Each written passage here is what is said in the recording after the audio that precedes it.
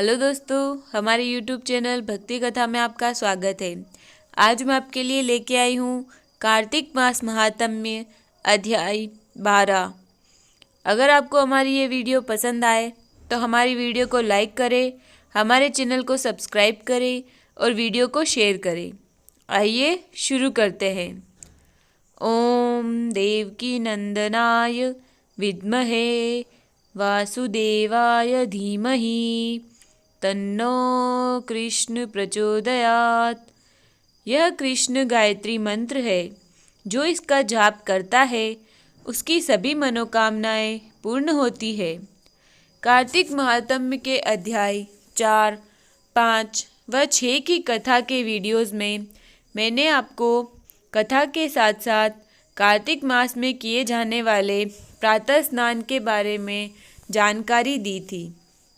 कार्तिक महात्म्य के अध्याय 7 व 8 की कथा के वीडियोस में मैंने कथा के साथ साथ आपको कार्तिक मास में की जाने वाली तुलसी पूजा के बारे में जानकारी दी थी। कार्तिक महात्म्य के अध्याय 9 की कथा के वीडियो में मैंने कथा के साथ साथ आपको कार्तिक मास में की जाने वाली हरि पूजन, भजन, कीर्तन, हरि जागरण के बारे में जानकारी दी थी। अध्याय 10 व 11 की कथा के वीडियो में मैंने कथा के साथ साथ आपको कार्तिक मास में किए जाने वाले दीपदान के बारे में जानकारी दी थी। इस वीडियो में भी मैं आपको दीपदान के बारे में ही कुछ जानकारी और दे रही हूँ। दीपदान। कार्तिक मास में दीपदान करने के भी नियम है।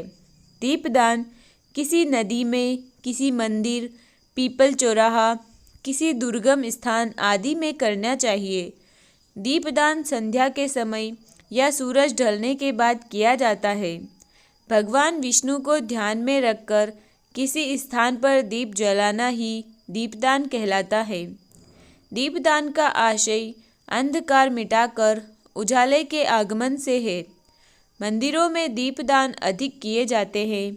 यदि आप पूरे कार्तिक मास में दीपदान नहीं कर सकते हैं तो उमा एकादशी से अमावस्या तक, रमा एकादशी से अमावस्या तक 5 दिन दीपदान करें।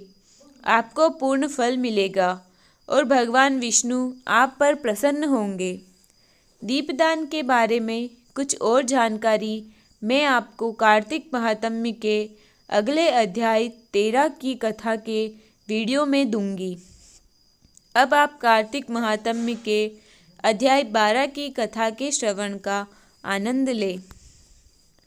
कार्तिक मास महात्म्य अध्याय 12। जलंधर का शिव जी के पास राहु को दूध बनाकर भेजना। नारद जी बोले, हे राजा पृथु, उस दानवेंद्र राजा ने विधि पूर्वक मेरा पूजन सत्कार करके हंसकर कहा, हे ब्राह्मण, आप कहाँ से आए हैं? आज्ञा करिए। हे प्रभु, आपने कहीं कुछ देखा है जिसके लिए यहाँ आए हैं? सो हे मुनीश्वर, मुझे आज्ञा दीजिए। नारद जी बोले, हे दैत्येंद्र, मैं कैलाश पर्वत पर गया था। वहाँ पार्वती के साथ बैठे हुए शिवजी को देखा। कैलाश पर्वत 10,000 योजन चौड़ा है। वहाँ अनेकों कल्प वृक्ष और कामधेनु है और बहुत से चिंतामणियों से प्रकाशित है। उसे देखकर मुझे आश्चर्य हुआ कि तीनों लोकों में इनके समान समृद्धि कहीं है या नहीं। हे दैत्येंद्र, तब तुम्हारे वैभव की मुझको याद आई। इस कारण उसे देखने के लिए मैं यहाँ आया हूँ। तुम्हारे ऐश्वर्य को देखकर ऐसा लगता है कि त्रिलोकी में तुम्हारे समान भाग्यशाली और कोई नहीं है। फिर भी स्त्री रत्न के बिना इस तुम्हारी समृद्धि को देखकर विचार करता हूँ कि महादेव जी के समान सुखी त्रिलोकी में कोई नहीं है। यद्यपि अनेकों अप्सराएं और नाग कन्याएं आदि आपके पास यहाँ है, तो भी वे पार्वती जी जैसी सुंदर नहीं है, जिसकी सुंदरता रूपी समुद्र में डूबकर ब्रह्मा ने अपने वीर्य को छोड़ दिया था। तब उनके साथ किस स्त्री की तुलना की जाए। एक बार मछली रूपधारी पार्वती की सुंदरता रूपी वन में तपस्वी महादेव जी ने भी भ्रमण किया था। सृष्टि रचते समय ब्रह्मा जी ने पार्वती जैसी अनेक अप्सराओं को पैदा करने का प्रयास किया, परंतु उसके रूप के समान कोई अप्सरा पैदा नहीं हुई। स्त्री रत्न को भोगने वाले महादेव जी का वैभव सर्वश्रेष्ठ है, परंतु सब कुछ होते हुए भी तुम्हारा वैभव ऐसा नहीं है। ऐसा कहकर राजा जलंधर से अनुमति पार्वती लेकर जब मैं वहाँ से चल दिया, तब वह दैत्यराज पार्वती जी के रूप को सुन कामदेव के ज्वर से पीड़ित हो गया। पश्चात भगवान की माया से मोहित होकर सिंहका के पुत्र राहु को अपना दूत बनाकर जलंधर ने महादेव जी के पास भेजा। उज्ज्वल चंद्रमा के समान कैलाश को क्षीण चंद्रमा की तरह अपने काले रंग में रंग कर वह राहु वहाँ गया। नदी से निवेदन करने के बाद वह राहु महादेव जी के पास गया। तब शिवजी के पूछने पर राहु बोला, हे वृषध्वज, त्रिलोकी के स्वामी, हे रत्नेश्वर, जलंधर की आज्ञा सुनो। शमशान निवासी, हाड़ों की मालाधारी दिगंबर, तुमको हिमालय की बेटी ऐसी सुंदर स्त्री किस कारण से मिली है? मैं रत्नों का स्वामी हूँ। पार्वती स्त्रियों में रत्न मेरे ही योग्य है। तुम जैसे नंगे जटाधारी भिखारी के योग्य नहीं है।